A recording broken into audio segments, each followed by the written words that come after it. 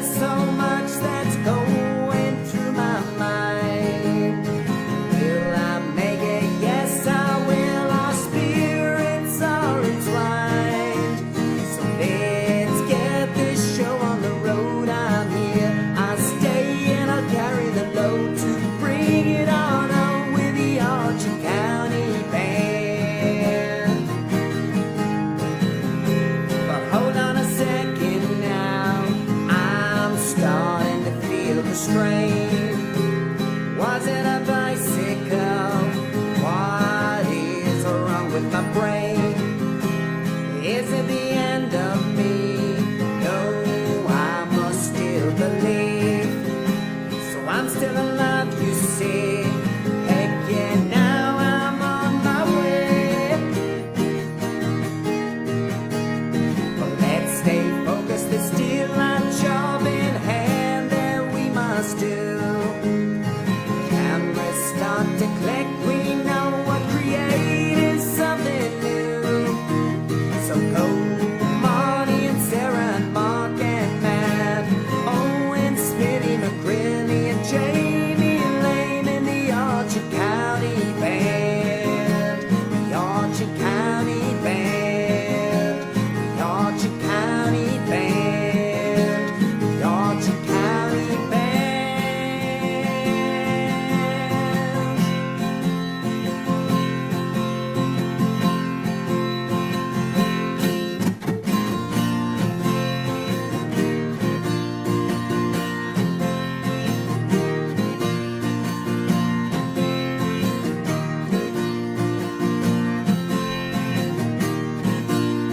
Stop the clock, we're done, we're rolling. Sound the horn and sing that we are going. 27 hours, that is the time. So let's hop on the bus and let it shine, shine, shine, shine, shine, shine, shine, shine. Say sha la la la la la la, sha la la la la la la, sha la la la la la la, sha la la la la la la, sha la la la la la la, sha la la la la la la, sha la la la la la la, sha la la la la la la.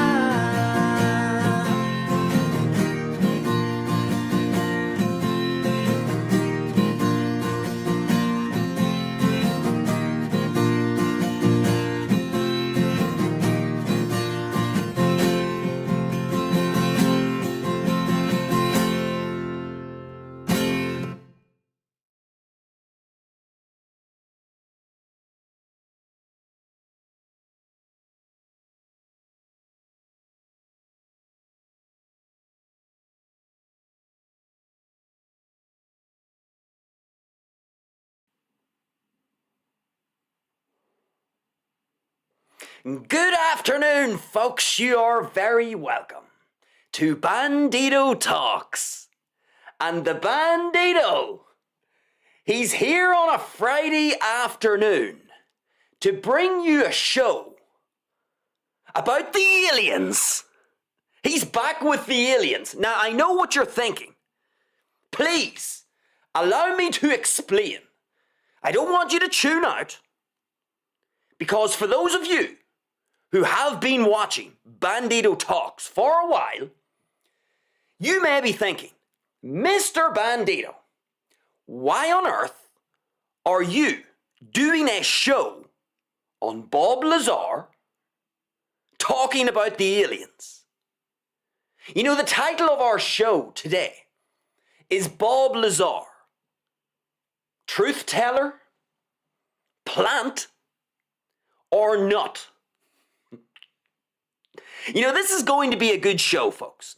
Now, I'm saying it's going to be a good show, but those of you who have been paying attention to Bandido Talks, you've maybe heard the Bandido make reference to the shape-shifting reptilians. You know, the lizard people who are ruling the world. And you know, you may have heard the Bandido talk about these theories a little bit. I think we did a show, oh gosh, maybe a few months ago, talking about the lizard people.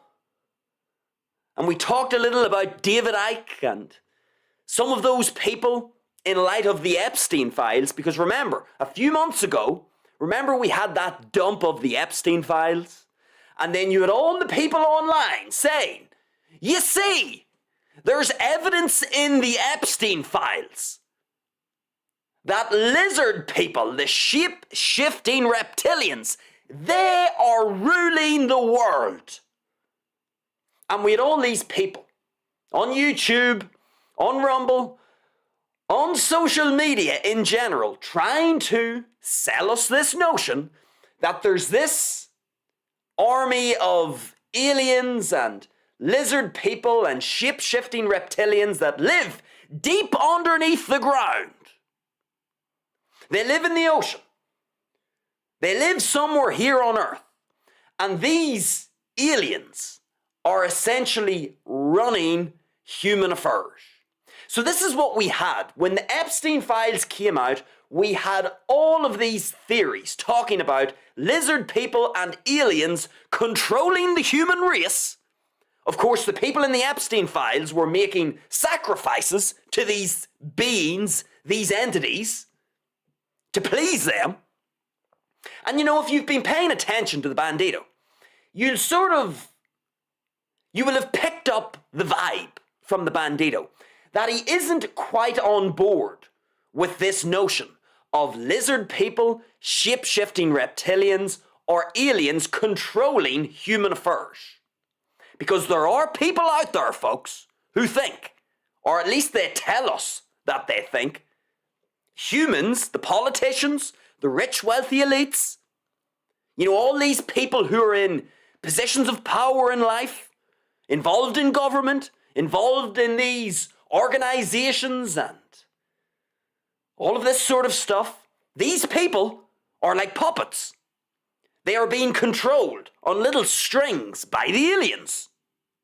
And it's the aliens that are really controlling human affairs. And it's those aliens are the ones responsible for essentially getting these politicians and rich, wealthy elites to do their bidding for them. Now again, what's the logic? Well, the logic supposedly is, you know, these aliens, reptiles, you know, lizards, these beings, these entities, they feed off the low-frequency vibrations, the low-frequency vibrational energy of humans. And the theory goes that when humans are fearful, sad, depressed, angry, humans are supposed to release low-frequency vibrational energy. And apparently, this hidden alien race feeds off these low-frequency energetic vibrational things that humans emit when they are angry, depressed, anxious, fearful, etc. So this low-frequency vibrational energy is what these aliens, who are really directing human affairs, that's what they feed off. And that's the reason why they do what they do. That's why they control the politicians. That's why they've got control of the institutions, of the governments. Because these aliens that are supposed to be directing human affairs, they need to feed off this low-frequency vibrational energy, and without it, they die. So the theory goes that they control other humans to get other humans to be fearful, anxious, depressed, angry, etc. so that they can feed off the energy. Now that's the theory. And again, as I've said, if you've been paying attention to our shows, you'll probably have picked up just just a little indication that the Bandido isn't exactly on board with this notion. Do I think there's a hidden alien race controlling human affairs on the planet? Do I think Emmanuel Macron and Donald Trump and Xi Jinping and Vladimir Putin and all of these people, I don't know who the Indian president is. He's a funny name. I can't remember it. Funny name to me. It's all relative, folks. But anyway, do I think all of those people are being controlled by aliens hiding underneath the Earth's surface in a whole bunch of tunnels? Aliens living in the ocean? Do I think the aliens are controlling the humans? I think the odds that that is happening, those odds are extremely low. You know, it's like Richard Dawkins says, I can't disprove the fact that a teapot is orbiting the sun. I can't actually disprove it. It's very unlikely that there's a teapot orbiting the moon or the sun. It's possible, I suppose, but it's unlikely. Is there a teapot orbiting the sun? Unlikely. Possible. We have to leave a little bit of wiggle room because we need to be honest scientists. We're going to talk about that in the show today. We need to be a pure scientist here on the show. But the odds that a hidden alien race is controlling human affairs so that these aliens can feed off the low frequency vibrational energy of the humans that they are controlling and the population as a whole, the probability that this is happening is low. I think that's fair to say. So I think that's an unlikely reason for what it is that we are seeing in the world when it comes to geopolitical matters and decisions that governments are making. It's fairly unlikely, folks. So, why am I saying this? Why am I talking about this theory that a whole bunch of people have that aliens are controlling the human race? Well, I want to lay this out, folks, because we're going to talk about Bob Lazar today. And I'm going to read you out in a few minutes. For those of you who do not know who Bob Lazar is, we're going to read out a little summary of who he is and why he has become a known public figure. We're going to do that in a few minutes. Hang with me. But the reason why I'm laying out this other theory is because I want to make a distinction at the start of our show. A very important distinction. Do I believe there's a secret, hidden alien race controlling human affairs? Very unlikely. I mean, it's very unlikely. And I have to have an honest scientific mind here. Just like I can't fully disprove that a teapot is orbiting the sun. All I can say is I can only ever talk in probabilities. That's all I can talk in. And it's all really anyone can talk in. We can only talk in probabilities. The probability that aliens here on Earth are directing human affairs, it's unlikely. There's a low probability that this is happening. Okay, so I think it's very unlikely. Now let's slightly change the question. Let's change the question from, do I believe aliens are controlling humans? Let's change it from that question to the following question. Do I think aliens exist? Do I think extraterrestrial beings exist? And do I think extraterrestrial beings have visited Earth? Those are two different questions, folks. Please understand that. The question of aliens are here right now and have been here for millennia, And these aliens have been governing the human race and manipulating humans and telling humans what to do because they need low frequency vibrational energy to sustain their life. That's one question. Do I think that's happening? That is very different to the other question that I've just posed. The other question being, do I think extraterrestrial beings exist? In other words, do I think aliens exist? And do I think aliens or extraterrestrial beings have visited Earth throughout its 4.5 billion year history? Those are two different questions. Now, what are the odds that aliens are currently governing human affairs and manipulating humans? Low. The odds are low. What are the odds that aliens, number one, exist, and number two, have visited this chunk of rock that we call Earth across the last 4.5 billion years? What's the probability of that being true? And to that I would say the probability is much higher. Much higher.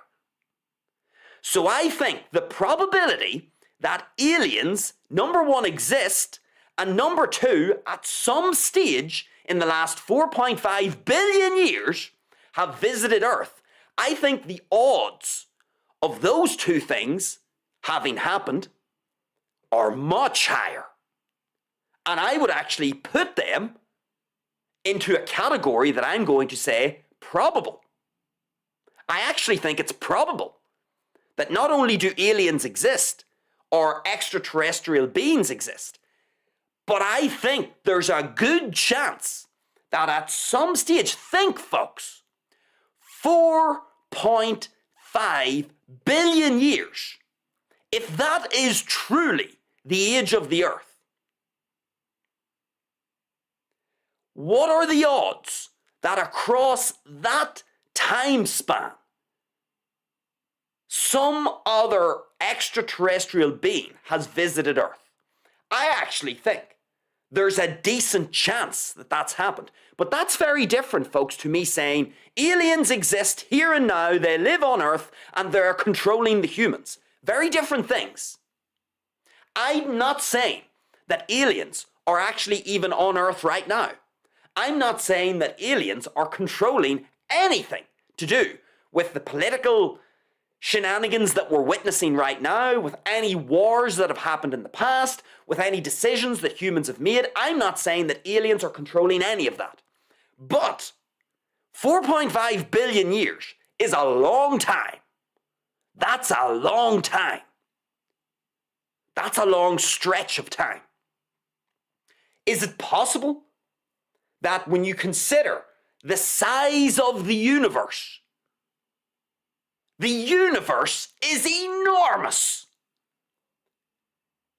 It's hard to actually fathom just how big the universe is. We try to understand this with our brains, but even our own human brains, as magnificent as the human brain is, the sheer scale of the universe is hard to comprehend.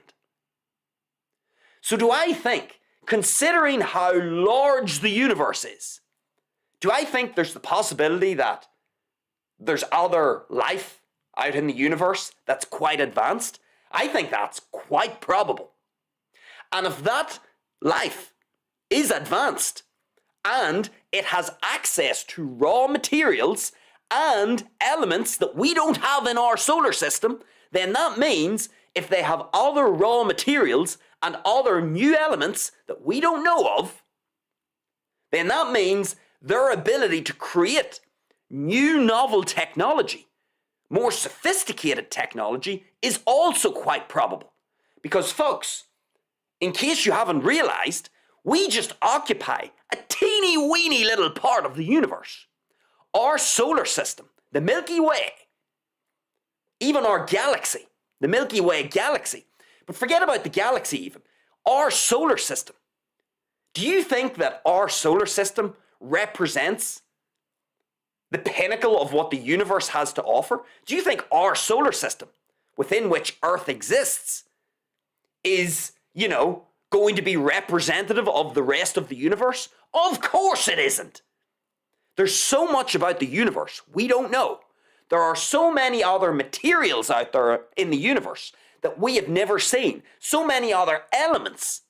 We have our periodic table here on Earth.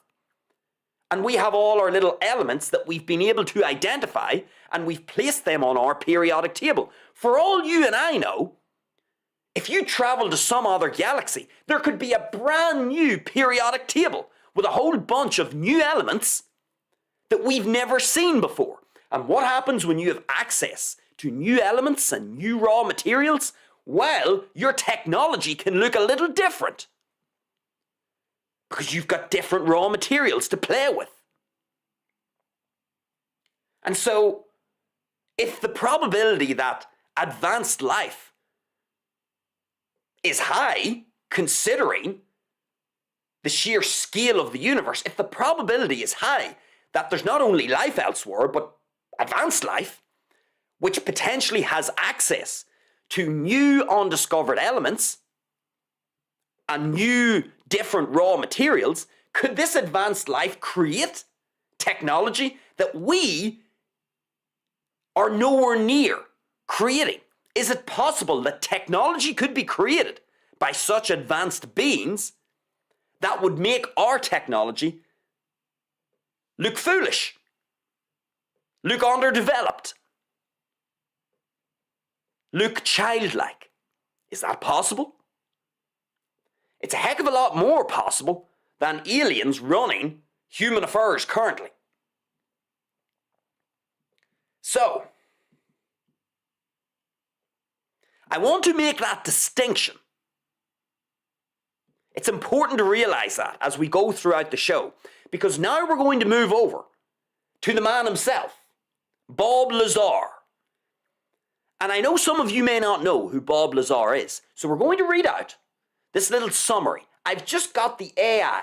I've got Grok, Twitter's AI, X's AI, to just do me the most basic summary of who Bob Lazar is and why he's this now well-known public figure. And before we do that, I need you to really tease apart these two things. I need you to have over here the idea that aliens are here on Earth right now. They have been here on Earth for millennia, and they are controlling human affairs because they need low frequency vibrational energy. That's one theory over here. That's one set of questions we have over here. I need you to draw a distinction between that and this over here. Over here, we have questions such as, do aliens exist? Do advanced life forms exist? And have these advanced life forms visited Earth at some stage throughout the 4.5 billion year history of this chunk of rock in space? Different questions over here compared to questions over here. Please bear that in mind, because now when we introduce Bob Lazar is talking about a very specific thing. And it's important that you make a distinction between these two theories, these two sets of questions that we can have when it comes to aliens. So, let's now do a little bit of background reading on Bob Lazar, so that you're all familiar with who he is. This isn't going to take long. So let me bring it up here.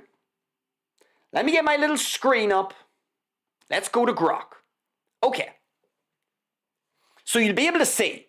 You can see I have given Grok the most basic prompt right up here. I'm going to highlight it. You can see my mouse up here. Here's what I've said. This is what I plugged into Grok. Can you give me a 10-sentence summary of who Bob Lazar is and what led to him becoming a known public figure? That's what I asked Grok. So Grok is now going to give me this summary, and we're going to read this summary so that you understand who Bob Lazar is, and you can start to orient yourself. You can start to understand the distinction that we've already established early on here in the show. So let's start. Let's go from the first part. I'm going to read all this out because it's important. So hang with me. We're going to start up here. And we're going to move down from here. So follow with me. Bob Lazar, born Robert Scott Lazar, is an American who claims to have worked as a physicist on reverse engineering extraterrestrial technology for the US government. He alleges he was recruited in late 1988 or early 1989 to a highly classified facility called S4, located near Papoose Lake, south of the famous Area 51, Groom Lake in Nevada. Now follow on down here with me. At S4, Lazar says he helped study 9 recovered alien spacecraft, including a, quote, sport model, flying saucer, focusing on their gravity propulsion systems, powered by a stable, super heavy element he called Element 115, which was later synthesized, but not in the stable form he described. Let's keep going. He also claimed, piss off, what does this say? Let's keep going. Down here. He also claimed to have read briefing documents detailing alien involvement in human affairs spanning thousands of years and described the craft using anti-gravity technology far beyond known human capabilities. Lazar's background includes claimed master's degrees in physics from MIT and electronics from Caltech, plus prior work at Los Alamos National Laboratory, though records for these have been disputed or hard to verify by skeptics. What propelled him to fame, here we are down here, so what propelled him to fame was his decision to go public in 1989 out of concerns about the secrecy and potential dangers of the program. He first appeared anonymously in silhouette as, quote, Dennis in a May 1989 interview with investigative journalist George Knapp on Las Vegas TV station KLAS, describing the S4 work and alien tech. Now I'm just going to skip down to here. After going public, you can see down here, look at where the mouse is. After going public, Lazar reported harassment, including alleged government efforts to erase his employment and educational records, which he and supporters cite as evidence of a cover-up. And then finally it says, over the decades, Lazar has largely avoided the spotlight, but resurfaced in documentaries like Bob Lazar, Area 51 and Flying Saucers in 2018, cementing his status as one of the most influential and controversial figures in UFO lore. Okay. So again, you can see massive media attention, introduced the public to Area 51. I shouldn't have skipped that actually. Let me see. I skipped these two little things here. Let me highlight these. Now Grok won't allow me to highlight. There we go. So let's just read out these last two wee bits here. So later in 1989, he revealed his identity in follow-up interviews which brought massive media attention and introduced the public to Area 51 as a hub for alleged UFO reverse engineering. His story gained traction when he took friends to watch what he said were test flights of the craft, which were reportedly observed and even filmed from a distance. Okay. So that's what Grok had to say. That's who Bob Lazar is. Now, if you want to pause the screen and read this, you can.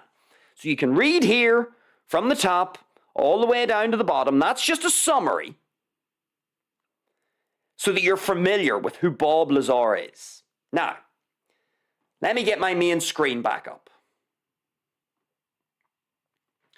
Okay, so Bob Lazar. Bob Lazar is a physicist. Now, those of you who are familiar with this, I know what a whole bunch of people are potentially going to say. So let me just lay something out here. The title of the show. What's the title of the show? Bob Lazar, truth teller, plant, or a nut? So we're going to work out here. We're going to try and work out which of these three things Bob Lazar is most likely to be. Again, we are dealing in probabilities. What is the probability he's a truth teller? What is the probability that he's a government plant? And what's the probability that he's just a nut? He's a lunatic, a crazy person. So that's what we're going to try and work out here. Now, there's something important, folks, that we need to understand. We really need to understand something important here. I did a recent Lessons in Nature episode, and it was called Why Science is Not Your Savior. Why Science is Not Your Savior. Now, I would encourage you, go back onto the main channel, check out that Lessons in Nature episode. It was episode 6, Why Science is Not Your Savior. Now, why is it important that you perhaps watch that episode of Lessons in Nature? Science is not your savior. And I'm not going to do the whole episode again. You need to go watch the episode. It's on the channel. I'm going to summarize it very briefly. The reason why science is not your savior is because, folks, science, the scientific institutions, like any institution in the modern age, has been captured. What do I mean it has been captured? What I mean by that is modern day science is either fabricated or manipulated to suit the agendas of other rich, powerful people. Rich, powerful people do not want you and I to have access to the unfiltered raw truth. Science, if it's done properly, science in its purest form, will allow you and I to gain access to the raw, unfiltered truth of the moment. Now, if we have access to the raw, unfiltered truth, that's going to reduce the amount of distortion in our worldview. We are going to have fewer inaccuracies about the facts of reality. Now, the fewer inaccuracies that we have about the facts of the reality, the better that we understand this reality, the more accurate our decision making can be. And if we are making more accurate decisions in our lives because we have the unfiltered raw truth at our disposal, thanks to science, we, through making better decisions, become more competitive. We become more competitive in life, folks. If we are able to make more accurate decisions, more better decisions than we make bad ones, we become more competitive. So the people who are in positions of power in this life will start to come under competitive strain from us, the peons. But you see, if the peons are fed a bunch of bollocks, bogus information, misinformation, deceptive information, then that keeps us in the dark. It increases the amount of distortion in our worldview, which means we have more misunderstandings about the facts of reality, which leads to more poor decision making on our behalf. If we don't understand, folks, the raw, unfiltered truth about this world that we live in, we're going to end up making more mistakes. Our decision making becomes less precise. So, why am I saying this? I'm saying this because the rich, powerful people in the world, the people who find themselves at the top of dominance hierarchies, political dominance hierarchies, business dominance hierarchies, artistic dominance hierarchies, all of the people in this world, folks, who benefit, who profit from being at the top of a dominance hierarchy and having access to valuable resources, those people don't want you and I to have access to the same information that they have access to. If we have access to their information, we become more competitive. We make better decisions. And so, the people who currently hold positions of power in this life, folks, they have a very vested interest in making sure that they maintain their position of power in life and that we, you and I, don't have access to the raw, unfiltered truth that they have access to. Because if we have access to the same information as them, we become more competitive because our decision making becomes more accurate because we understand better the facts of reality. What is one of the ways to find the raw, unfiltered truth? Science! Science is one of the key ways that humanity uses, one of the key tools at the disposal of humanity to pursue the unfiltered raw truth. So do you think that the people who currently hold a position of power in life are going to allow the scientific institutions to disseminate the raw, unfiltered truth for you and I? Fuck no! Of course they aren't! So what are they going to do? They are going to capture the scientific institutions and they are going to manipulate the evidence. Folks, I am done. Let me tell you something. I am done using evidence as my first port of call. I'm done with this idea of, oh, let's have a look at the scientific evidence and see what that says. I'm done with that, folks.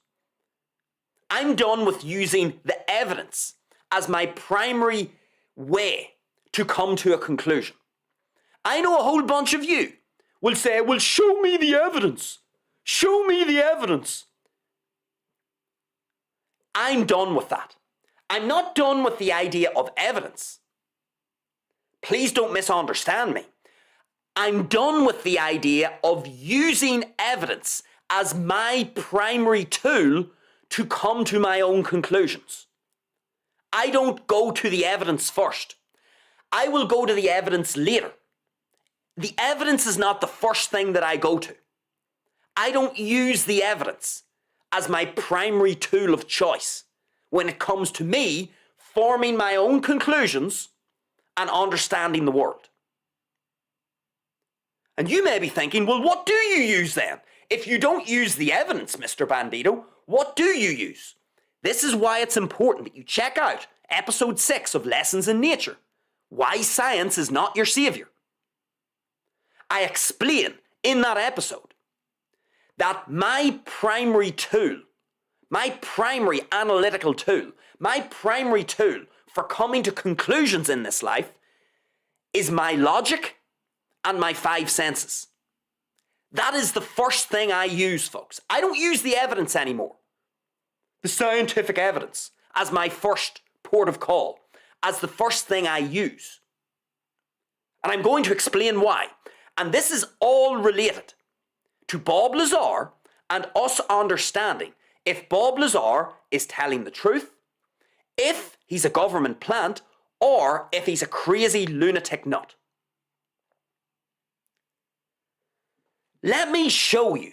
I'm going to put up on my screen a definition. What is the definition for evidence? What is evidence? Because this is the thing, folks.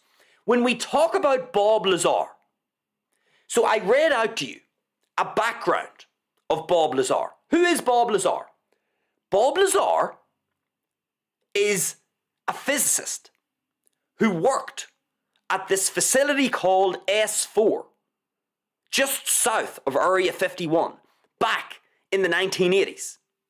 And Bob Lazar claims that at this S4 facility, south of Area 51, he claims that he was recruited by the US government as a physicist to essentially back engineer or reverse engineer alien technology that the government has found here on Earth. That's what Bob Lazar, That's why Bob Lazar blew up and became this well-known public figure, let's say. Bob Lazar worked for the US government at this secret military base called S4. And his job was to try and reverse engineer. What does that mean? His job was to try and look at this extraterrestrial spacecraft that he claims to have seen and worked on. His job was to reverse engineer. In other words, try and manufacture this propulsion system that the spacecraft was using with Earth materials. Because as I read out, this space technology, this extraterrestrial technology that Bob Lazar claims to have worked on at this S4 base, he says that there was an element that is used called element 115. There was an element used in that propulsion, that anti-gravity propulsion system that helps the spacecraft to fly. He claims that that element did not exist on Earth. That's an element that we didn't have. Now, you can hear, whenever I was reading this out, we've tried to synthesize this element. We've tried to recreate it here on Earth. But the problem is, we can't recreate it in a stable form. The form of element 115 that Bob Lazar claims was used in this extraterrestrial spacecraft, it was a stable form. Now, I'm not going to claim to be a chemist here, but all elements have a whole bunch of different isotopes, different variants of the element. And some of these variants or isotopes, they are unstable. Now, the element 115 that was used, apparently, was a stable form. And we, as humans, have tried to recreate this element, but we can't. We can't recreate it in a stable form. Now, Bob Lazar's job was to try and figure out how to back engineer this alien technology. How could humans create a system, a propulsion system like this with earthly materials? And according to Bob Lazar, we have been unable to do that. We haven't been successful. Whatever technology is being used, supposedly, in these alien spacecrafts, we can't reverse engineer it. We don't have the materials or the knowledge to understand how to do this. We don't know how to create this technology with Earth's materials and with the raw materials we have access to here in this part of the solar system or here in this part of the universe. So that was Bob Lazar's job. His job was to look at this spacecraft, understand how this anti-gravity propulsion system worked, and his job was to try and figure out how humans could create a propulsion system similar to this with Earth materials. And we weren't able to do it, apparently. Now, why am I just, summarizing this again? Because there will be those of you, the first thing, when you talk about Bob Lazar's story, the first thing people say is, what evidence do you have? That's the first thing people will tend to say. People will say, where is your evidence? Where is your evidence to suggest or to prove that what Bob Lazar is saying is actually the truth? That's normally what people say. People use the E word, evidence. Let me read out to you the definition of evidence. Let me read it out. Let's put it up on the screen. Let's have a look and see. Now, you should be able to see this. Let me highlight it. Right here. So let me read you out. Now it says, definitions from Oxford Languages. So this is the definition of evidence. Evidence is the available body of facts or information indicating whether a belief or proposition is true or valid. Let me read that out again, because this is extremely important, folks. Evidence is the available body of facts or information indicating whether a belief or proposition is true or valid. Now, let me bring my main screen back up again. Evidence is the available body of evidence, or the available body of information, we could say. The available body of information or facts that is then used to decipher if a belief or an idea or a proposition is true or valid. Now, why did I say it's very important for you to watch episode 6 of Lessons in Nature, Why Science is Not Your Savior? I've summarized it here. Folks, people in a position of power in life, people who have ascended a dominance hierarchy in life and are now sitting at the top of a dominance hierarchy, benefiting from all the valuable resources that you get access to up there, do you think those people in a position of power in life, the rich, wealthy elite, the politicians, etc., do you think those people want you and I to have access to the same information that they have access to? Do you think they are going to make available? Listen to the definition of what evidence is. Evidence is the available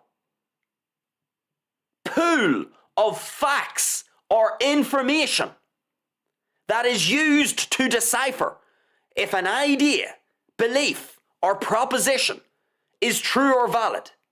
Do you think the people in the world who are benefiting from being at the top of a dominance hierarchy, benefiting from all the access they have to resources, are going to want to make available to you and I all the facts of reality, all the information that exists in the world?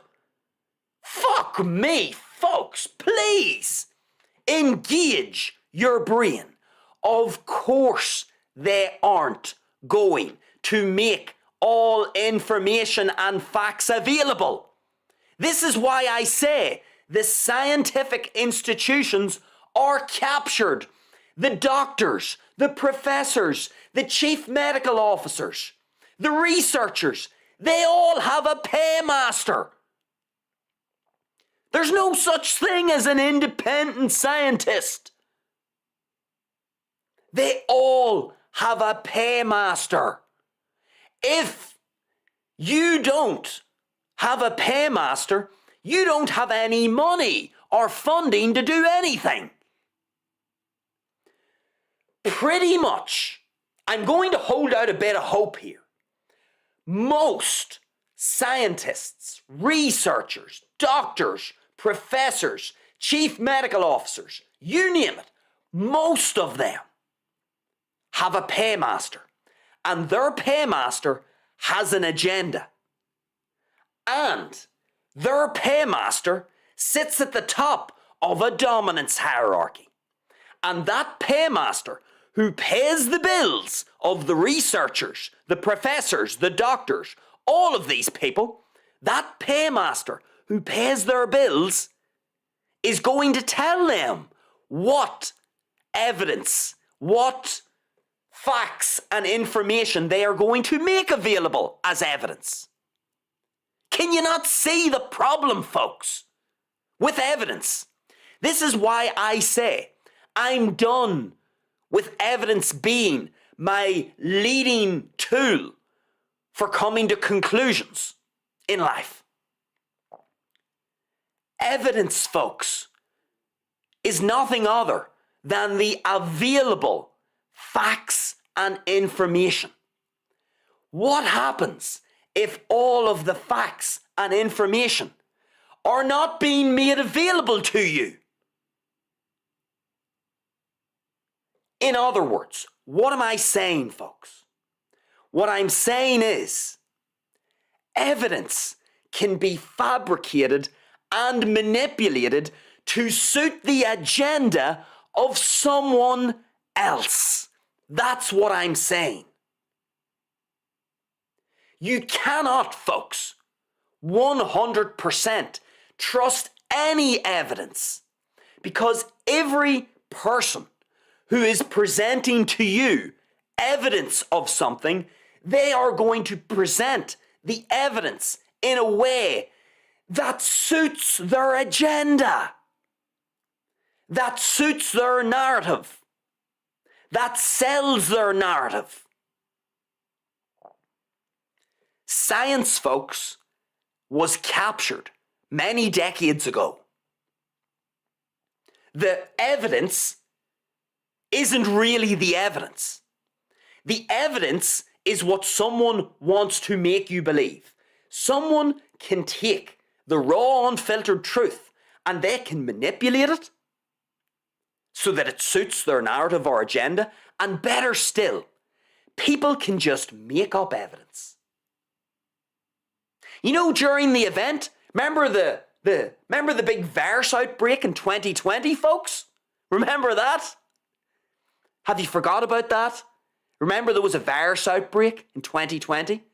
We all had to lock down, put our masks on, socially distance, and inject ourselves with stuff. Do you remember that? Remember the evidence that came out at the time? Remember the evidence that said you had to wear a mask, that you had to socially distance, that you had to inject yourself with stuff? Isn't it funny, folks? Because 6 years later, there are a whole bunch of people that didn't wear masks, didn't socially distance, and didn't inject themselves with anything, and they are just fine. They didn't suffer any consequences, but the evidence said that in 2020 and 2021, you needed to inject yourself with stuff because the cutting edge research from the researchers and the chief medical officer and the doctors in the white coats and the professors, they all told you that the scientific evidence said that you need to inject yourself with stuff for your health and for other people's health. Well, folks, remind me, please. Remind me. Is the virus that broke out in 2020, is it still existing among the population? Does the virus still exist? Yeah, that's right. It does. It still exists. So what has changed? Why are we not masking anymore? Why do we not socially distance anymore? I thought it was a really dangerous virus. That's what they told us. That's what the evidence said. This is dangerous. Ooh. Folks, fuck me. Wake up. Wake up. Evidence is nothing other than the available facts and information. Who makes facts and information available? Who makes this available? That's right, the government and the scientific institutions. What could go wrong there? You don't think that, you see on the way, you see those facts and that information that's on the way to you?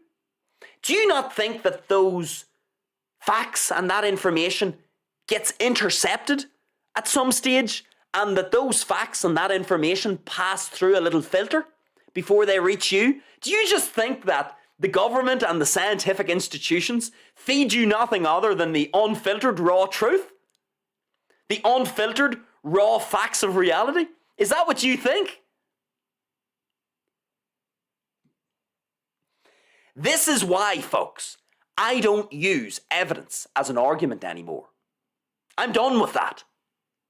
That is not my first line of attack when it comes to coming to a conclusion about anything. You know what I use?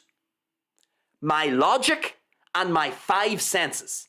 I use my eyes, I use my ears, I use my fucking nose, I use my taste, I use my touch, and I use my fucking logic. That's what I use.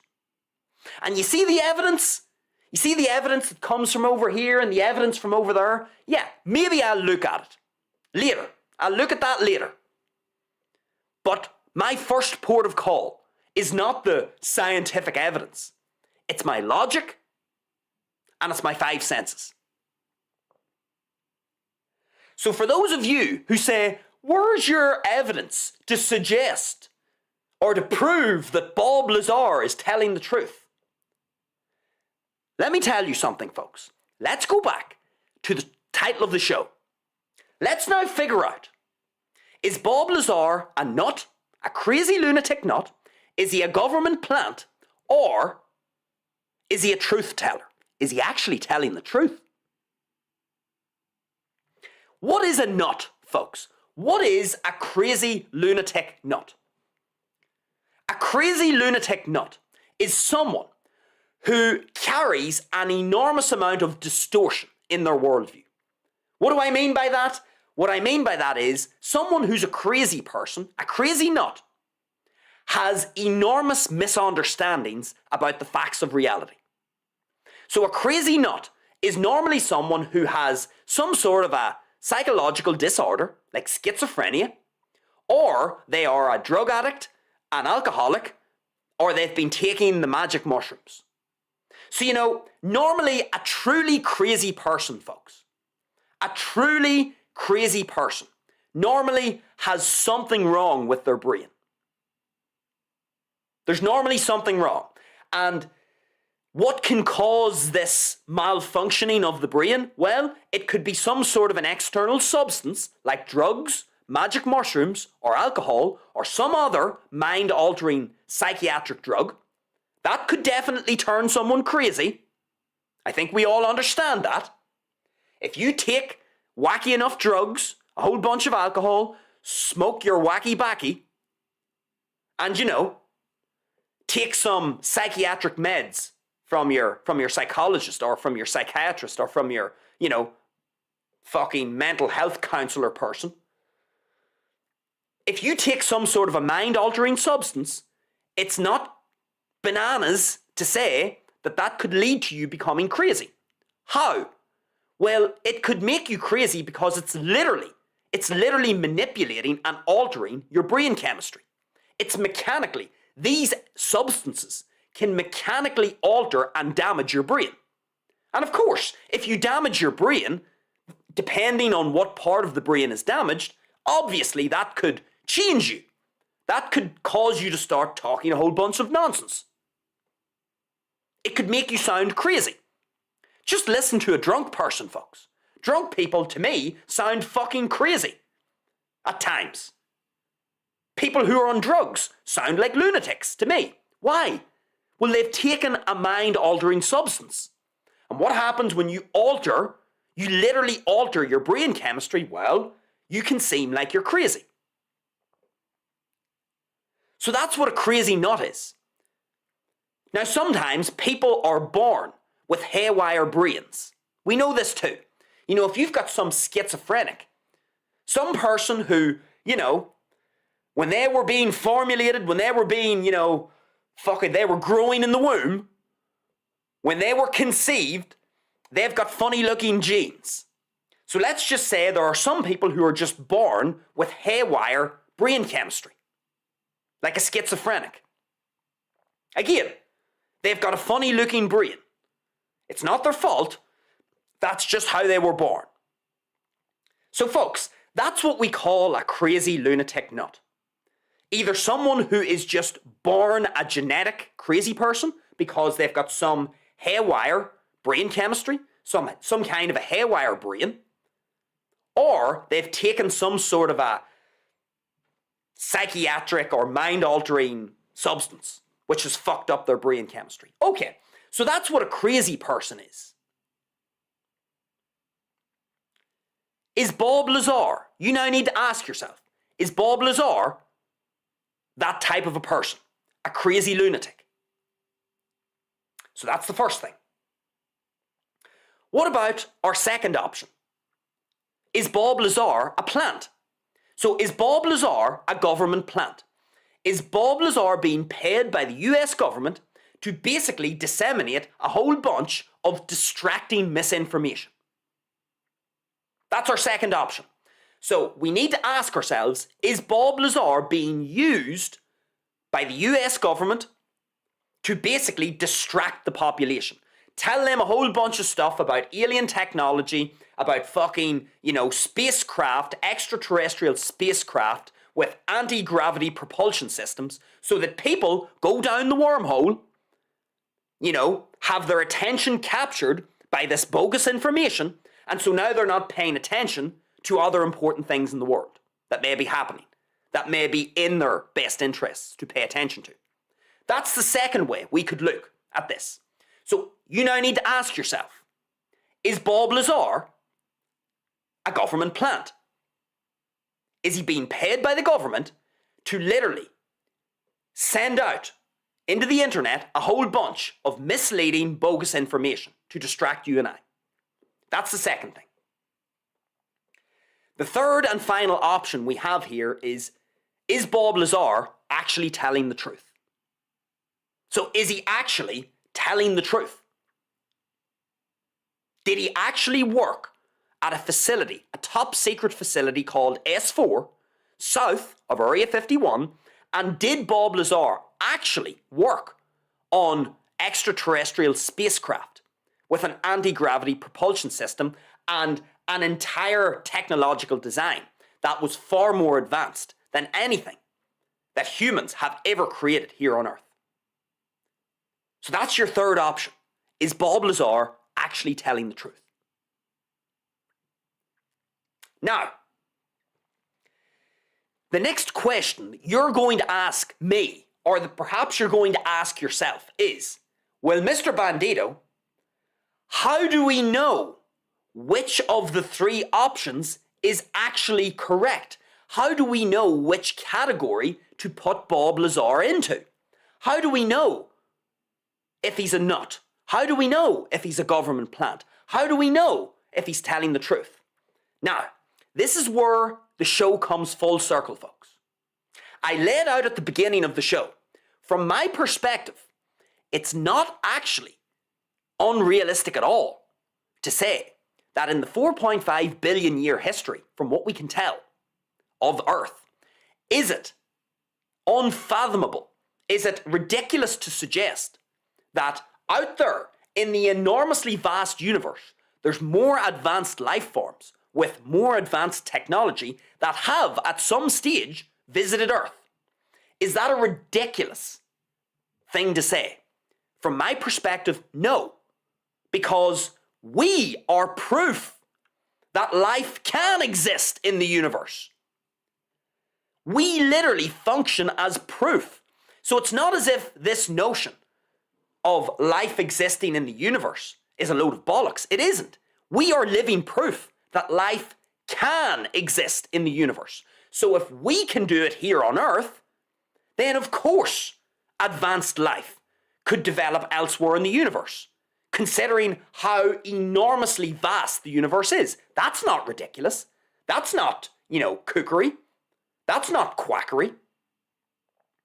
And once you understand that Earth and our solar system is not representative of what the rest of the universe truly looks like, there are other parts of the universe that have other raw materials, other elements that we do not have here on Earth, other elements that we don't even know exist. And if you are an advanced being in a different part of the universe with access to different elements, like element 115, if it's true, a stable form of element 115, if you have access to different raw materials and different elements, then it goes without saying, of course you could start to manufacture, technology that looks different to our technology here on Earth.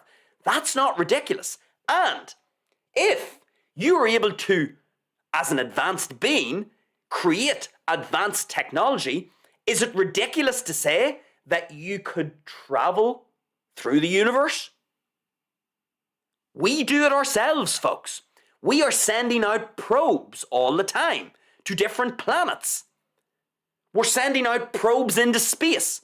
Now, fair enough, we haven't figured out how to put ourselves into some sort of little rocket or spacecraft and send us out into the universe, but we're still able to send stuff out into the universe. So this idea of a piece of technology passing through space, we are already doing that. We are already doing that. So is it ridiculous to just go a step further and say that some other advanced creature, some other advanced being with advanced technology has found a way to put themselves into the technology and travel throughout the universe? This isn't ridiculous, folks. And is it possible, just in the same way that, we drive our cars from fucking California to Colorado, is it possible that these beings get in their little spacecraft and go from the fucking, the Andromeda galaxy to the Milky Way? Is that ridiculous?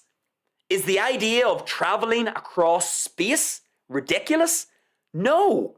We do it here on Earth.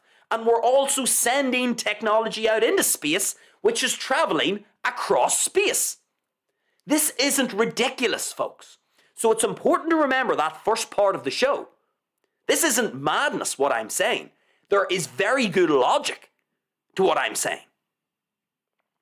And the probability, we're talking about probabilities, the probability that this could happen is actually quite high when all things considered.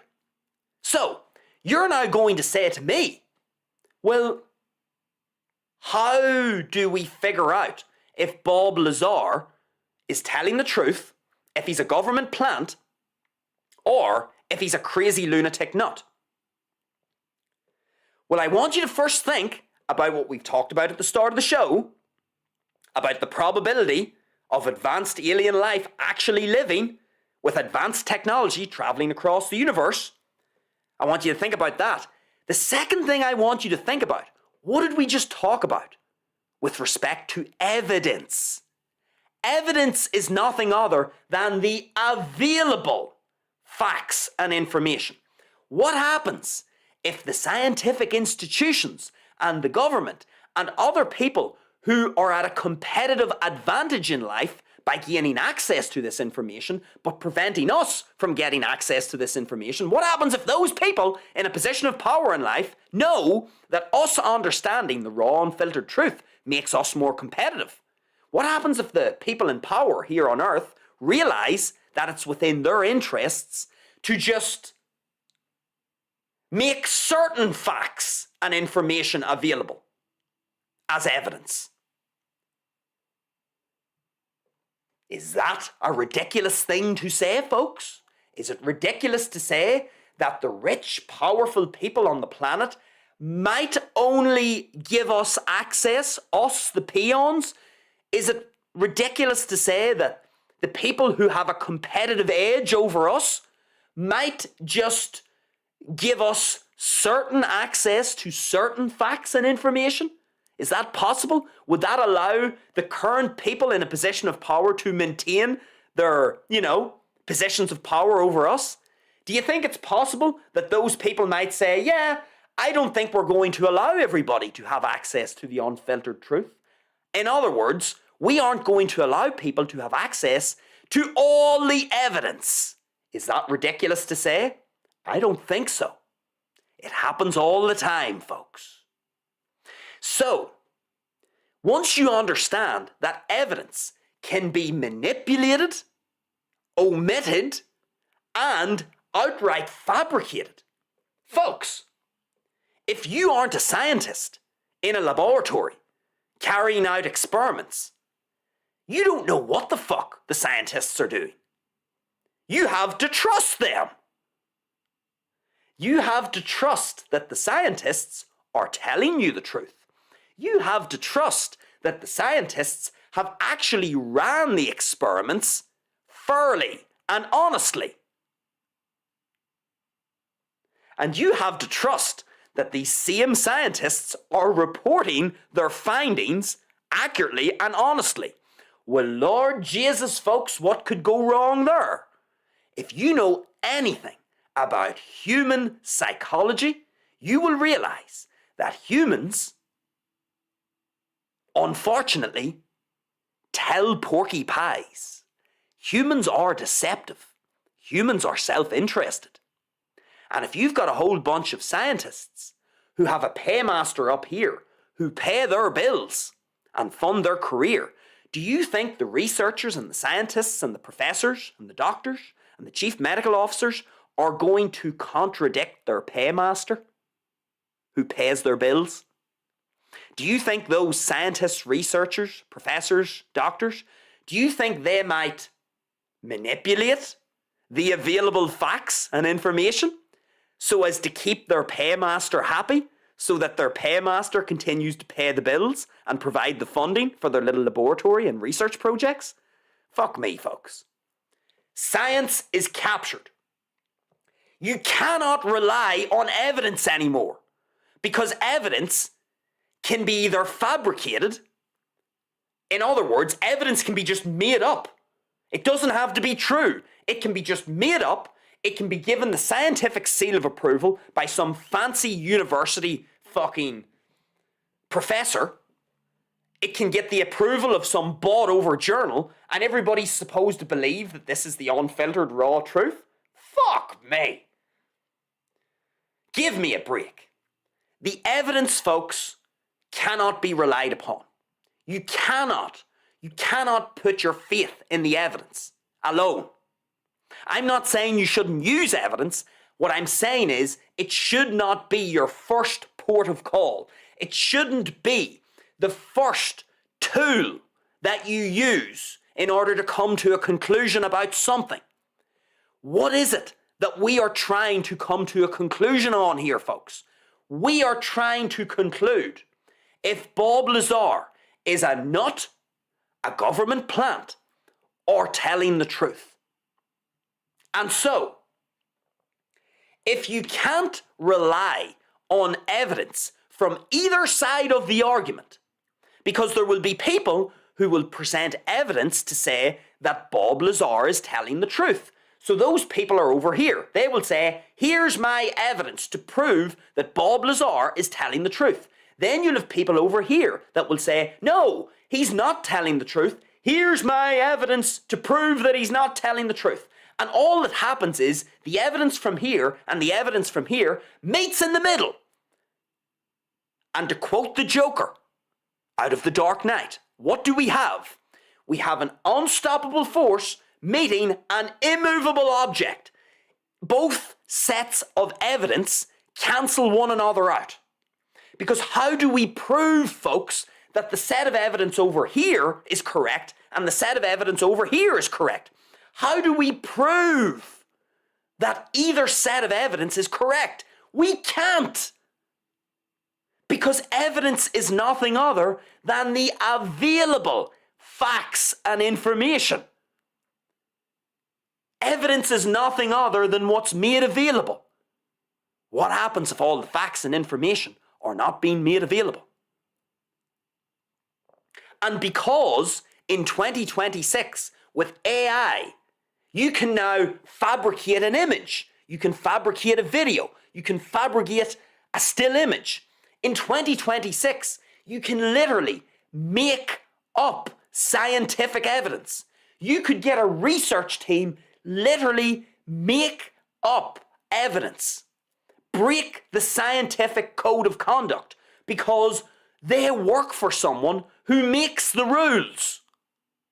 If you work for the rule maker, the legislators, the lawmakers, you can break the rules because they are the ones in charge of making them. So, evidence, folks, evidence can be literally made up or manipulated. We know this. That is why for me, because I've come to my conclusion about Bob Lazar. I have a conclusion. I do have a conclusion. And guess what? My conclusion is based on no evidence. No evidence from these people, no evidence from these people. And the reason why is because anybody can make up evidence. Anybody can fabricate evidence. Anyone can manipulate evidence. Anyone can omit other facts and details that might contradict their evidence and just omit them and pretend they don't exist and present the evidence that suits their narrative. Evidence, folks, is nonsense when you think of it, really. Humans being humans, humans can fabricate, manipulate, and omit evidence to suit their agenda. That's why I don't trust evidence. It doesn't matter whether it's coming from Pope Leo, the scientific institutions, or the government. I trust none of it. So now you may be asking, how did I come to a conclusion about Bob Lazar? Were you paying attention earlier, folks? What did I tell you is my primary tool? What is the primary tool that I use to come to a conclusion about anything? Can you remember? My logic and my 5 senses. That is my primary tool that I use to come to a conclusion about anything. And you see, once I've used that tool, I'll consider looking at the evidence. I'll consider it. I'll consider looking at the evidence on both sides, if I could be arsed.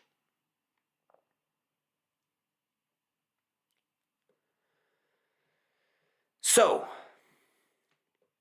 in order for me to use my logic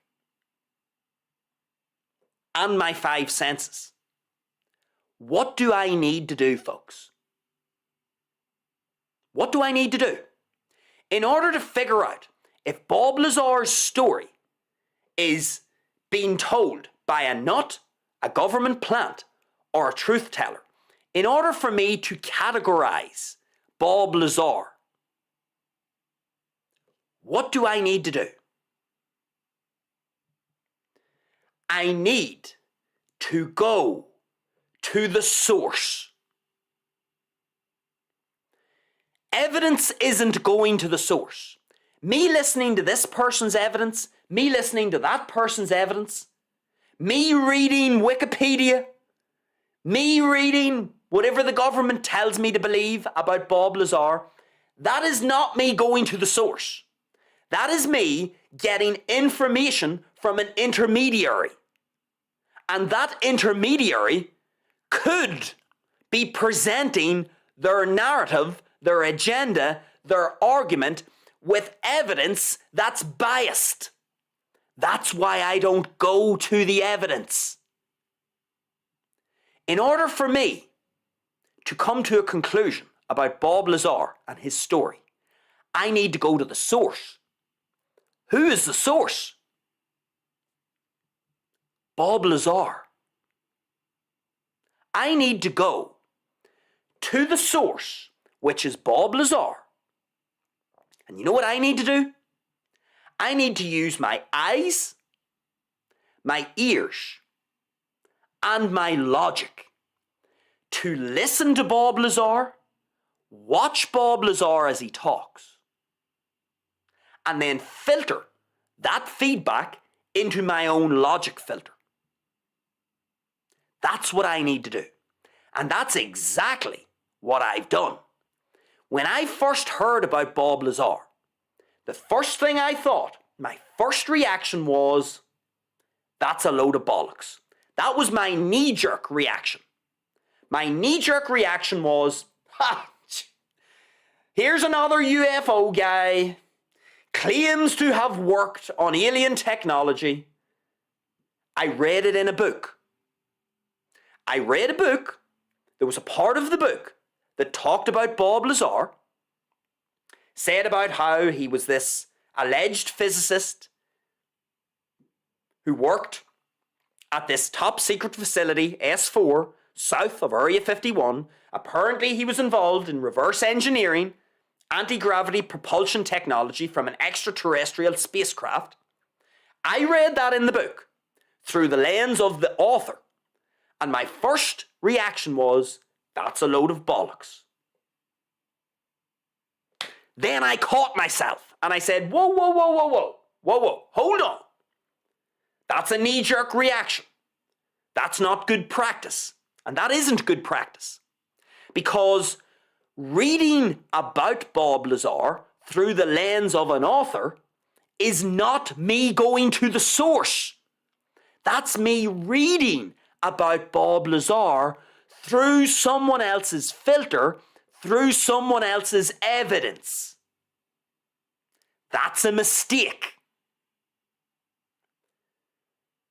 So my knee-jerk reaction was, Bob Lazar's full of shit. Then I said, that's bad practice, Mr. Bandido. You know better than that.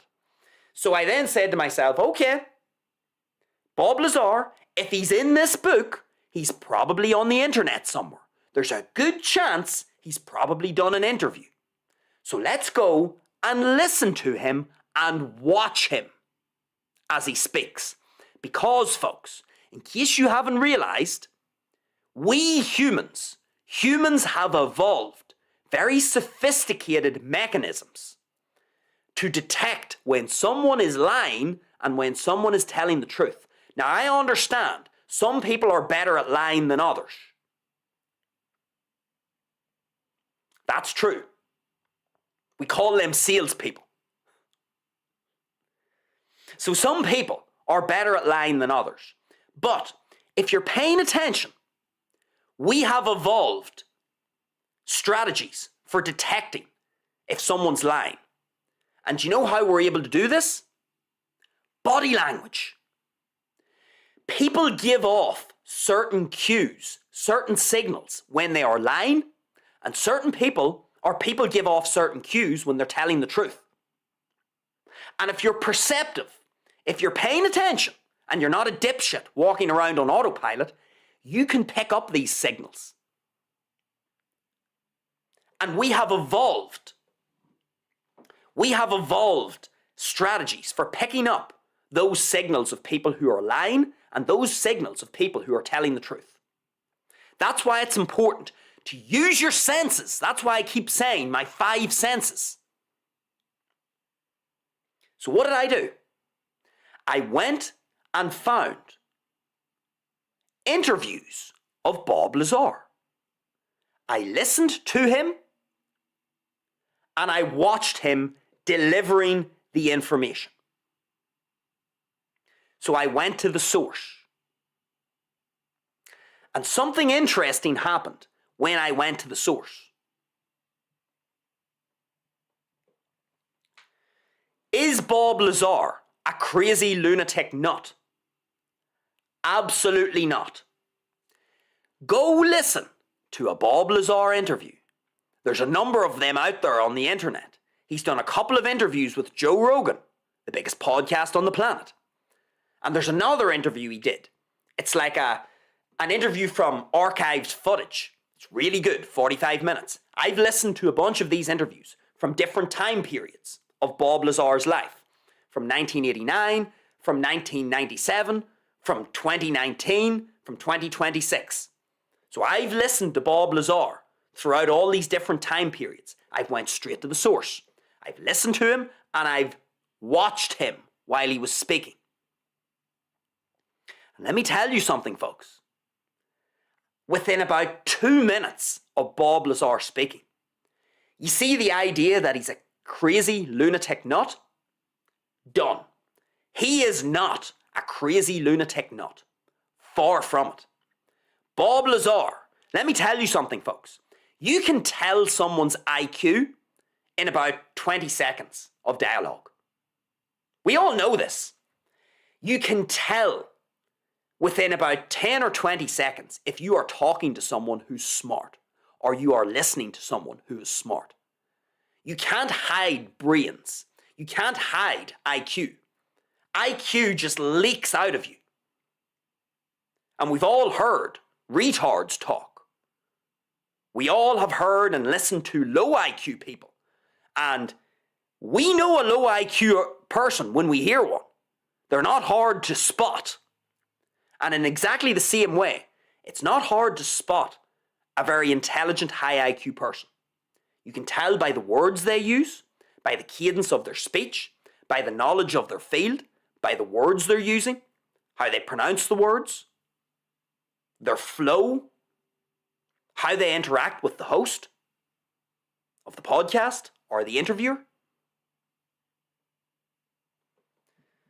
The first thing, within 2 minutes, folks, within 2 minutes of Bob Lazar speaking, I was immediately able to take him out of the category of being a crazy lunatic nut. I don't care what evidence you show me. Fuck your evidence.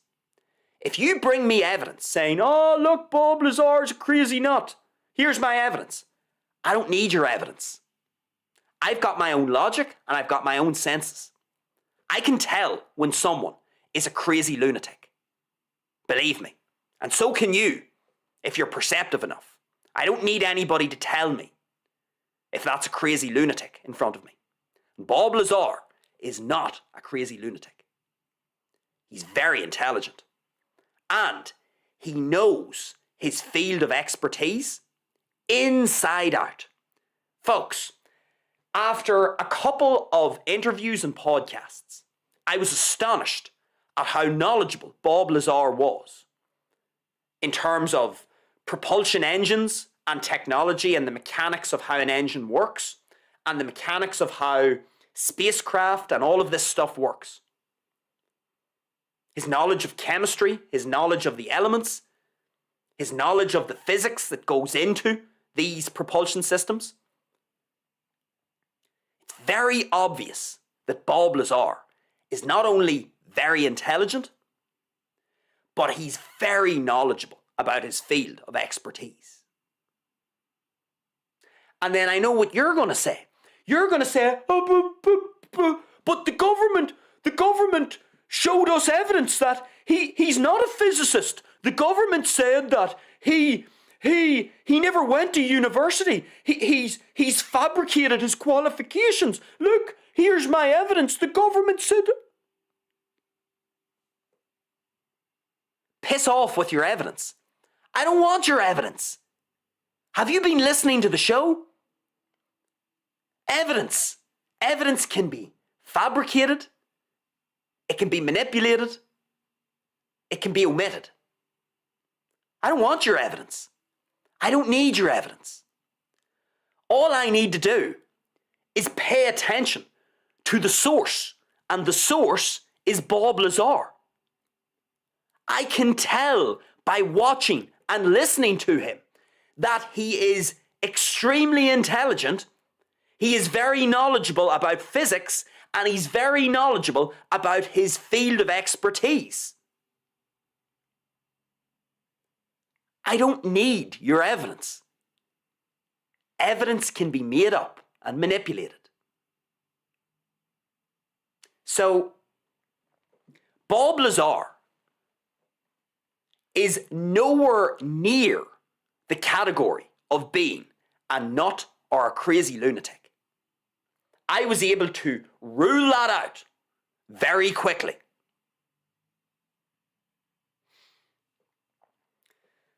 Let's move on to we've only got 2 options left. So is Bob Lazar a government plant that's being used to distract you and I by disseminating a whole bunch of bogus information out into the internet? Let's think about this.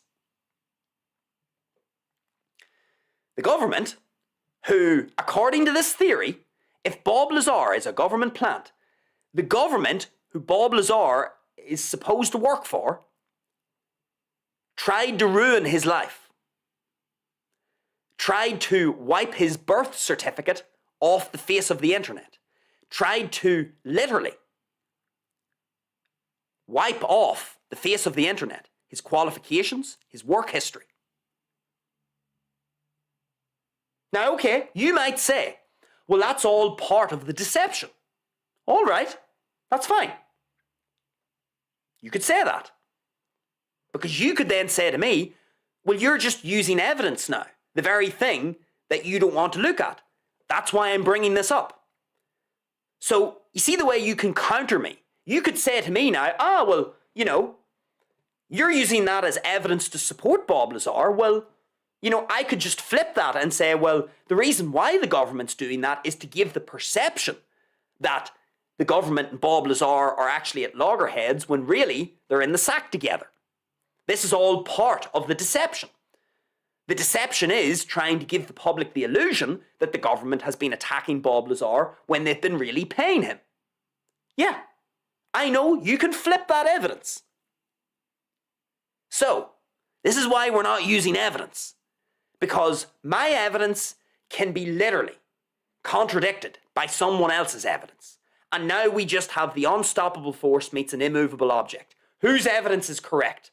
Fuck knows whose evidence is correct. So, is Bob Lazar a government plant? Well, because I've went to the source and I have listened and watched Bob Lazar, if Bob Lazar is a government plant, then that means that Bob Lazar is lying. Okay? So, if Bob Lazar is a government plant, if Bob Lazar is being paid by the US government to disseminate a whole bunch of bogus information, let's imagine Bob Lazar was never at REA or was never at this facility S4. Let's imagine Bob Lazar never touched an extraterrestrial spacecraft. Let's say it was all made up.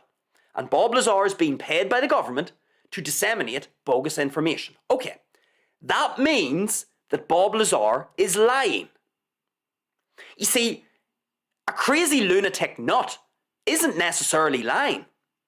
You know that first category we had, the crazy lunatic nut? You could have a crazy lunatic nut. He's objectively crazy, but he might think he's genuinely telling the truth. From his distorted worldview, the crazy lunatic nut might actually think that he's right. Even though he is objectively wrong, he might earnestly think he's telling the truth. But his brain is so haywire that he doesn't know his arse from his elbow. Okay, crazy lunatic nuts, although they are wrong, they might actually think they are right. Okay, so they're not actually trying to be deceptive, is my point. A crazy lunatic nut may not actually be trying to be deceptive. He just may not have his facts of reality in order because his brain is haywire. Okay.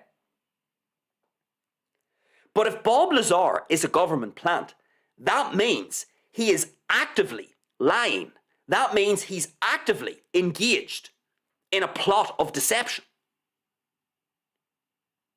Now, what did I say earlier? We as humans, if you are paying attention, you have been equipped. You've been equipped with the ability to use your eyes to analyze body language. You have the ability to analyze another human's body language, and if you're paying attention, you will be able to pick up cues or signals of deception and signals of honesty.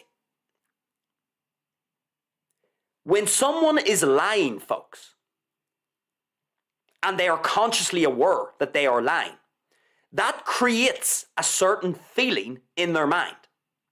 And it causes their body to behave in an involuntary way. Now, some people, as I've said, are better at lying than others. So some people are able to control these little involuntary movements that their facial expressions will make, that their body will make. You know, we see it all the time. Sometimes whenever people are lying, they'll maybe blush, they'll go red, they'll tug on their ear, they'll start to get itchy, they'll start to, do this. Why? Because when you lie and you're consciously lying, you are aware that there is the potential for you to be caught in the act of lying. And so your body produces a whole bunch of sensations. They're almost sensations to warn you that you might be caught lying. Be careful. And if you, on the receiving end of a liar's rhetoric, are paying attention, you'll be able to pick up the little cues, the little signals in their body language. Because lying is uncomfortable. And so the person who is lying, the body, the brain of that person is aware that they are doing this. And they are aware that they could incur a significant cost if they are caught in the act of deception. And so the body involuntarily starts to produce a whole bunch of sensations, a whole bunch of processes take place in the body of a liar. Because lying is uncomfortable. And it takes a damn good liar, folks, to be able to deceive you. If you're paying attention and you know what you're looking at. So if Bob Lazar is a government plant, and he is lying about this, then what I need to be looking out for in his interviews, when I'm watching and listening to him, I need to be looking out for signals of deception. Do you think I was looking out for signals of deception? Of course I was. Of course I was.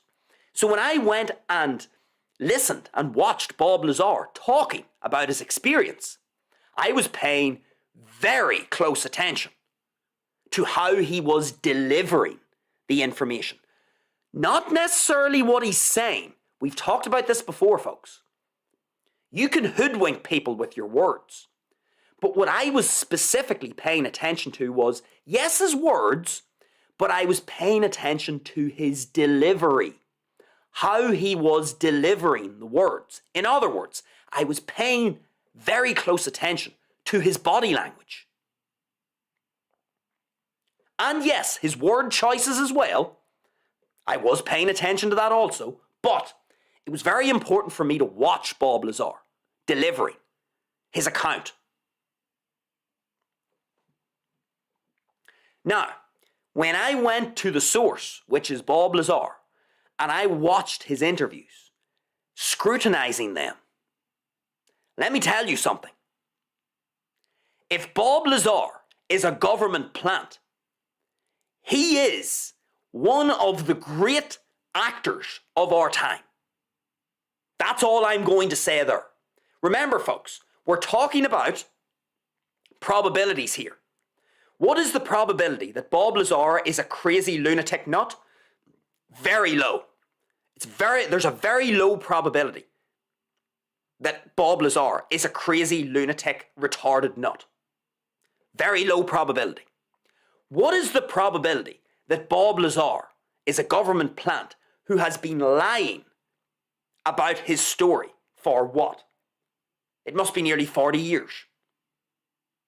What is the probability that Bob Lazar, because remember, I've watched interviews from Bob Lazar, 1989, 1997, 2019, and 2026. So I've watched and listened to Bob Lazar throughout all of the decades, pretty much.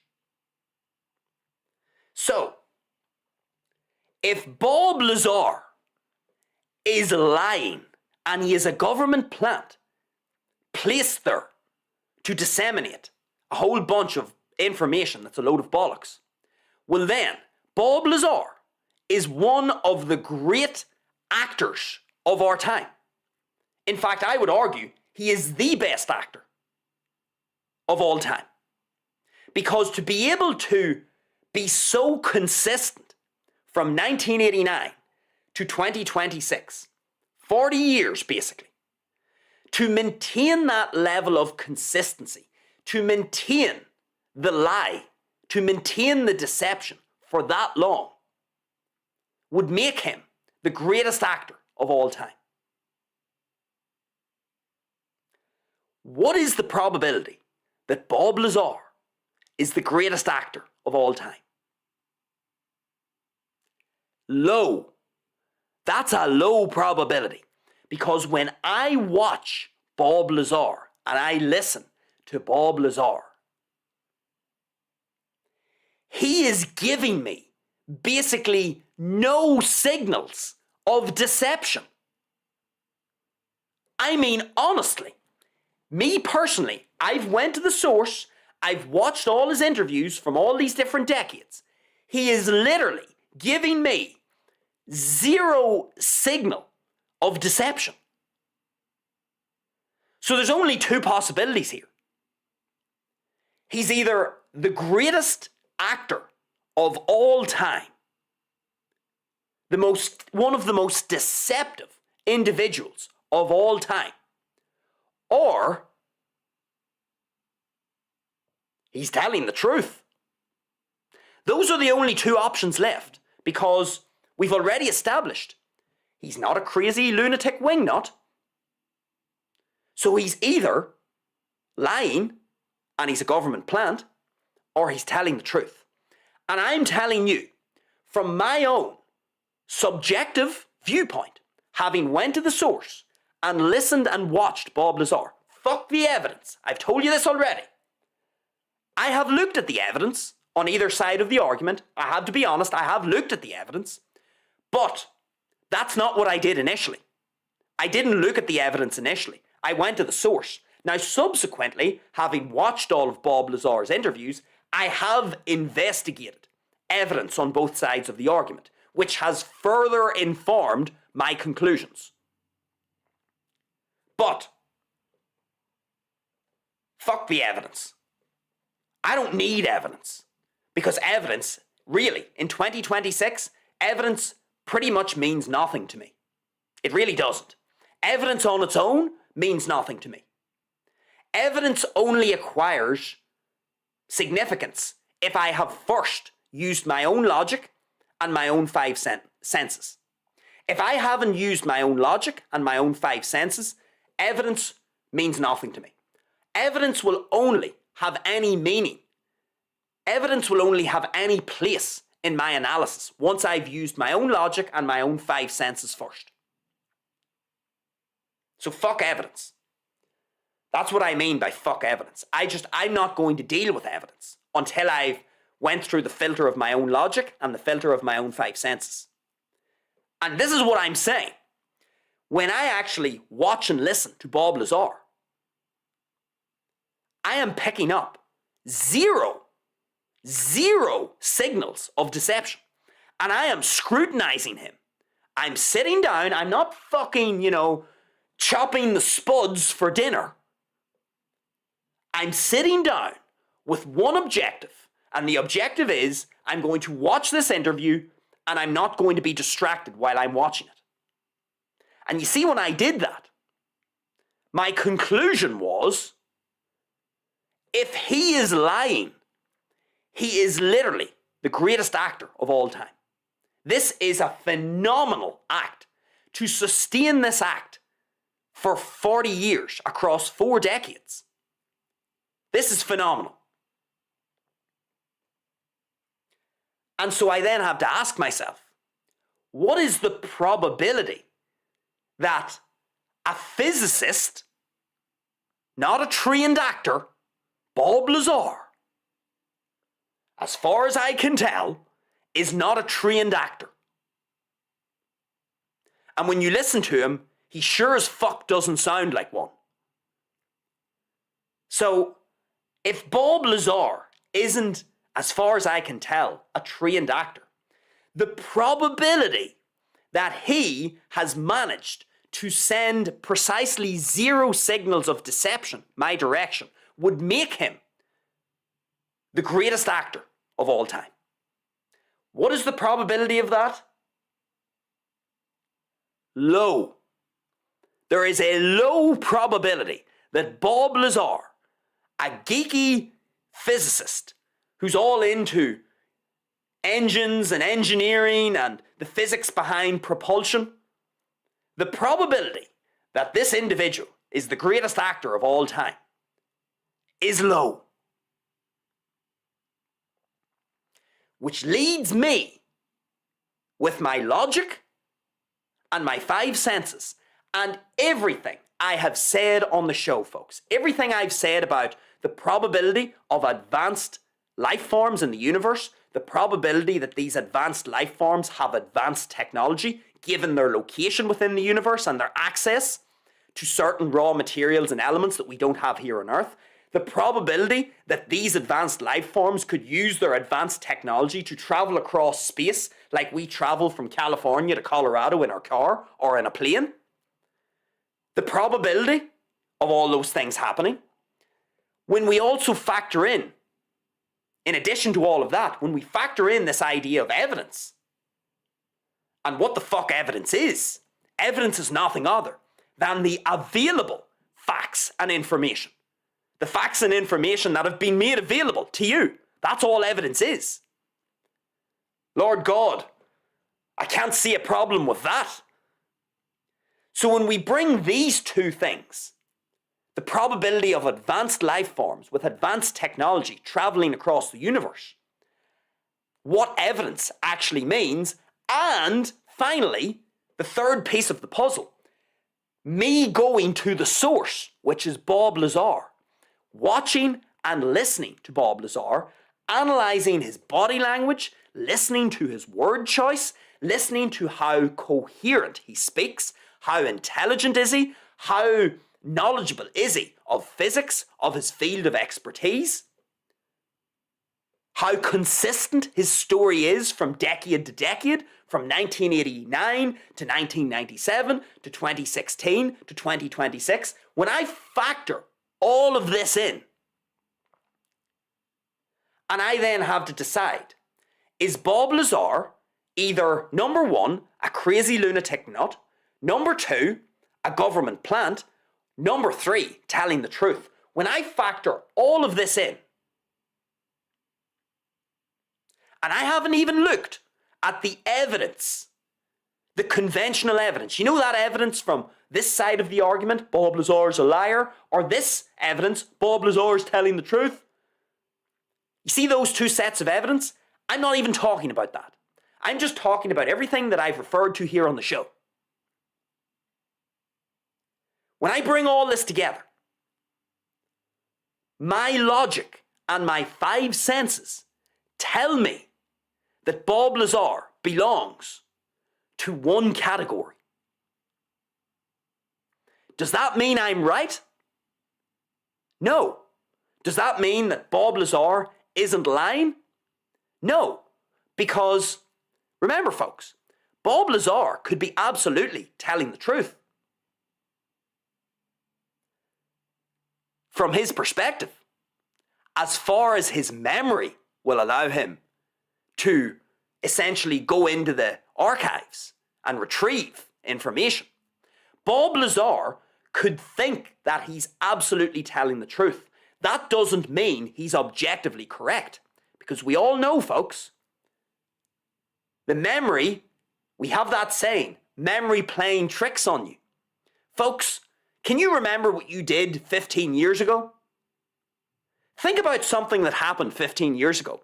How clear is your memory of that entire day? You might remember wee bits and pieces here and there, the most significant moments, but is it possible that your memory might have a few blanks, might have a few holes? Is it possible that your memory might fabricate its own information? Absolutely. This happens all the time, folks. The memory can absolutely fall victim to making stuff up. Your own mind. You're not being a conscious liar. You're not consciously thinking, I'm going to lie and deceive people. But your own memory, because of how complex the human mind is, and because of how much information the human mind has to store across a lifetime. Bob Lazar's in his 60s. That's a heck of a lot of living. So, do I think that Bob Lazar is telling the truth? Yes. I think Bob Lazar is not consciously telling lies. I don't think he's consciously being deceptive. And I don't think he's a madman, lunatic, wingnut. that doesn't mean he's objectively right. Because, as I'm explaining, the human memory can sometimes fabricate events that have happened in the past. Sometimes the human memory can literally make up stuff and give you the illusion that this thing happened this way in the past when objectively it didn't. What's happened is your memory archive has got a bit confused. It's lost a few files.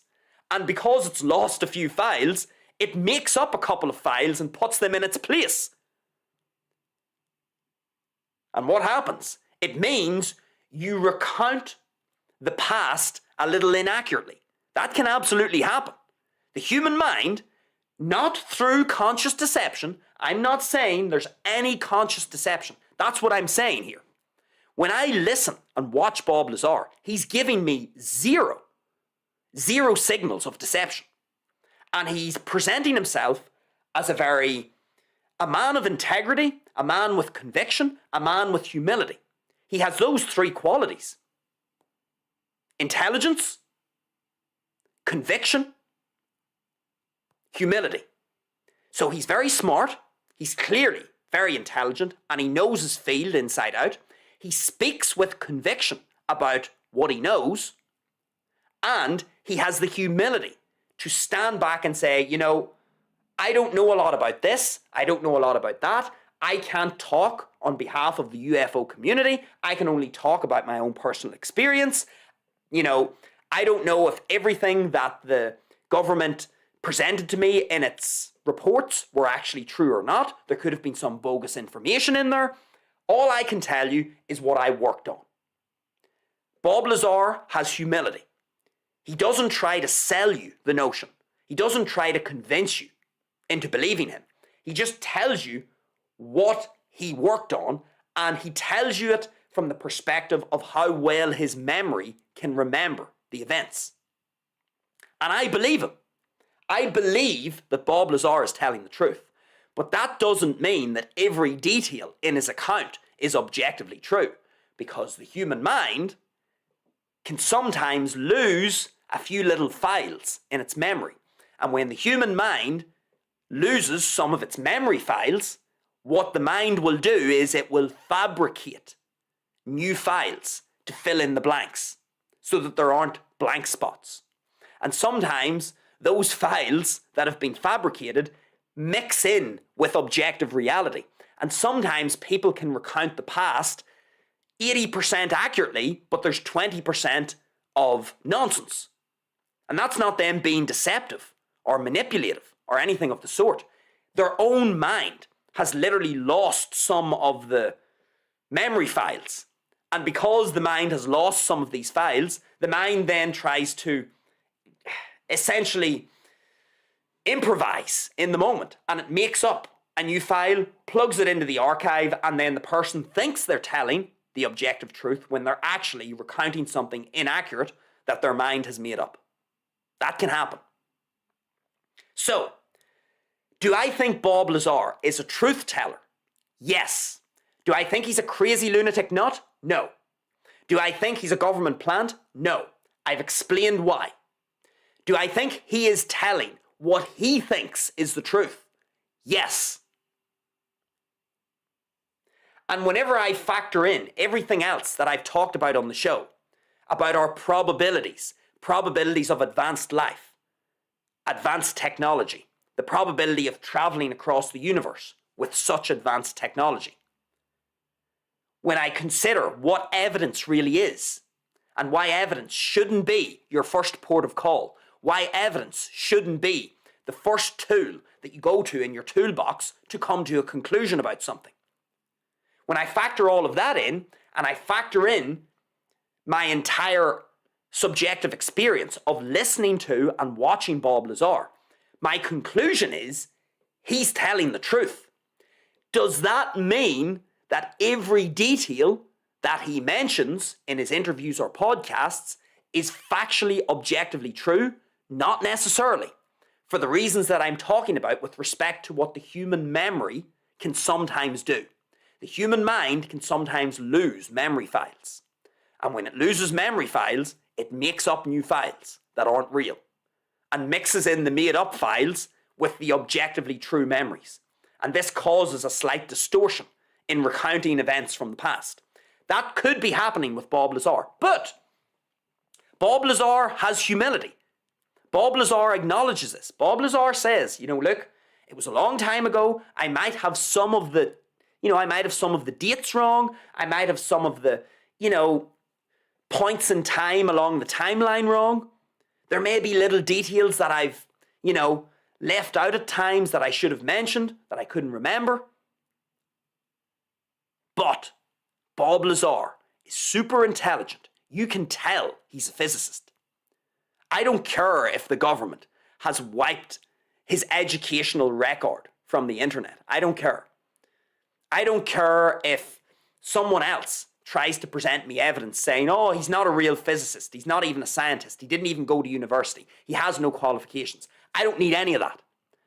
I can watch and listen to him, and I can tell. I can tell that he's a physicist. I can tell that he has the ability, he has the raw horsepower in his brain to become a physicist. So he's not a crazy lunatic nut. And if he is lying, if he's in an if he's in the act of actively deceiving people, well then he's the greatest actor of all time. Do I think he's telling his version of the truth? Absolutely. Does that mean it's objectively true what happened from the past? Not necessarily. But if I had to hedge my bets, I think there's more truth than distortion. Why? Because I factor in all the other stuff that we talked about on the show. This idea of advanced extraterrestrial technology is not as ludicrous as you think. And the fact that some of this technology may have landed on Earth across its 4.5 billion year history, that's not ludicrous. And what's the lesson here, folks? The lesson is always use your own logic and your five senses. I talk about it in the Lessons in Nature episode.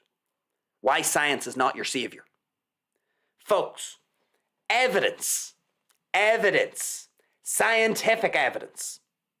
You should, if you've made it to the end of this show, you should understand that I'm not saying that you shouldn't look at evidence, that you shouldn't read evidence, that you shouldn't analyze evidence. I'm not saying that. What I'm saying is you shouldn't solely depend on evidence to come to your conclusions. What I'm saying is the lesson here is before you look at any evidence from here, wherever, before you touch the evidence, which can be fabricated, manipulated, and omitted, and isn't trustworthy, before you look at the evidence, the first thing you should do is use your own logic and use your five senses to come to a conclusion. And, where possible, go straight to the source. Always go straight to the source and give your logic and your five senses the best chance to analyze the source directly. That's the lesson. All right. I knew this was going to be a long show. I knew it. When we talk about the aliens, you just know that the aliens are going to result in the Bandido engaging in a very long show. We're over 2 hours. What are we at? 2 hours and 1 minute. Lord Jesus. Detailed indeed.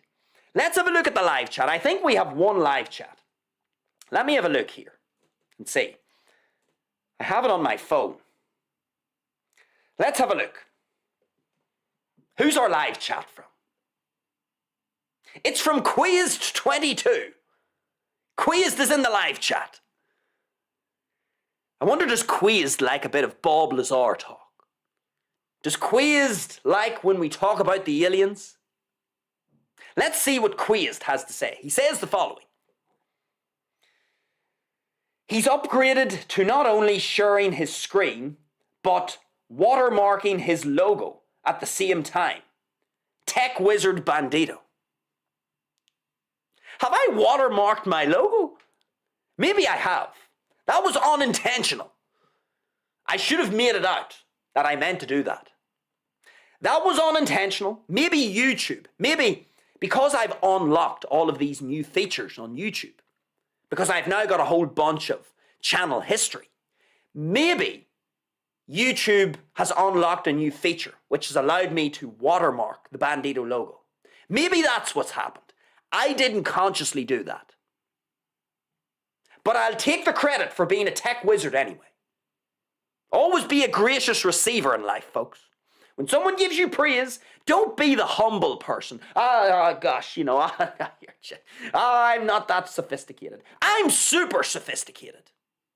I meant to do it. You're right, Quizzed. I watermarked the logo. I've been sharing the screen. I am a tech wizard. The Bandido isn't humble. All of this modest, false humility. We can't be having that. You're either humble or you aren't. Bob Lazar is humble. He's just naturally humble. He has natural, inherent humility. The Bandido is the complete antithesis of Bob Lazar. He's not humble. No humility. Maybe the Bandido's being harsh on himself. Who knows? But anyway, that's our live chat from Quizzed. I think that's everything from the live chat. I'm using my phone here for the live chats because whenever I go on to YouTube Studio, it fucks up my screen. So we can't be having that. So anyway, that draws our show to a close, folks. A big long show to get your weekend off to a cracking start with some Bob Lazar talk. Of course, folks, feel free to hit the like button, give us a little thumbs up, get down into the comments, let me know what you thought about our show. Leave your thoughts and your insights down there. Is Bob Lazar a crazy lunatic wingnut? Is he is he a plant from the government? Or is he actually telling the truth? Let me know down in the comments. If anybody makes it this far, 2 hours and 4 minutes. We've been talking about probabilities today on the show. Probabilities of advanced aliens, advanced technology, traveling across the universe. What's the probability that someone has made it 2 hours and 4 minutes into this show? Probably a low probability of that happening. But anyway, if you've made it this far, get down into the comments, let me know what you thought, and then finally, folks, if you like in general what we do here at Bandido Talks, then feel free to subscribe to us here on the channel. Subscribe here on YouTube, Bandido Talks.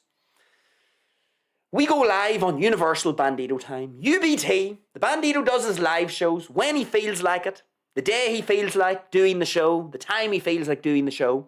You're going to have to subscribe to get notified when we have a live show upcoming. Head over to Rumble, folks. Use the scrolling black banner below. We have Bandido Talks over on Rumble as well.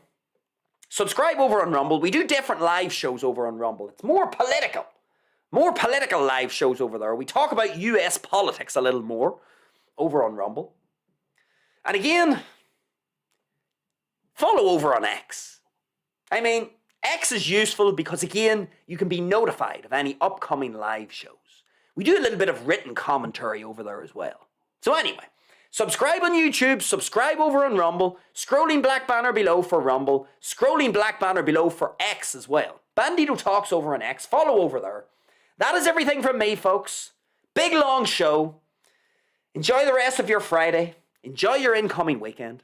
And with that said, folks, it is over and out this evening on YouTube from the Bandido.